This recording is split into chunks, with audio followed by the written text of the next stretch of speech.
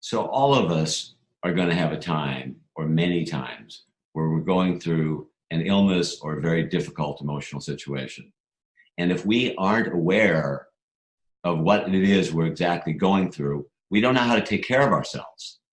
So the first thing is, am I afraid? Am I angry? Am I despairing? And then the next thing is to be able to ask yourself a question: how can I best take care of myself? And when you do that, you instantly become your own friend and guide rather than swirling in the emotions. You're going to realize, if you stay aware, you're in a new normal state of being distraught, helpless, frightened. And it requires you to be resourceful in a new way, first to recognize it. And then the adaptation is, when I'm afraid, I need to summon up courage.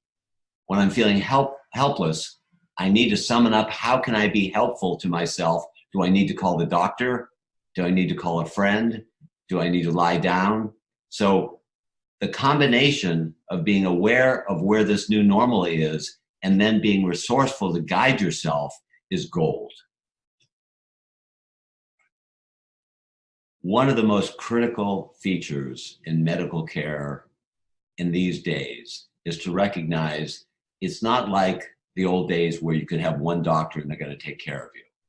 It's so important to have almost like a village of best friends, consultants, doctors, more than one doctor, all of which are working together. But you need to recognize you're the quarterback. You're the central coordinator.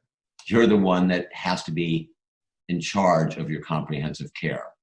There is no replacement for having a team. It is so important to recognize that when we're ill, we're going to have serious emotions. We're going to be really angry. We're going to be really helpless or frightened. It's not just a small thing. And so it's utterly crucial that we learn how to find a place inside us that's going to intervene. It's like having a conversation with a friend, except it's all happening inside you. And when you realize that you can identify these very challenging feelings and not be run by them, instead, you're run by this other part of you that knows it's devoted to care for you in these altered states. And this is very challenging and requires a lot of practice when you're in these more charged emotional states. So let's be real. None of us were really raised to be prepared for being told that we have a long-term illness or we have some kind of a serious illness that we're facing. And once we get through the shock stage, we need to be prepared to face the actual feelings that we have, and then to learn to focus on what's really possible. So for example, if you've just had 3 spinal surgeries and you can't walk, the natural tendency is, I want to walk more. I want to be able to walk. Or if you've had a stroke and you can't talk, the natural tendency is, I want to talk or I'm failing.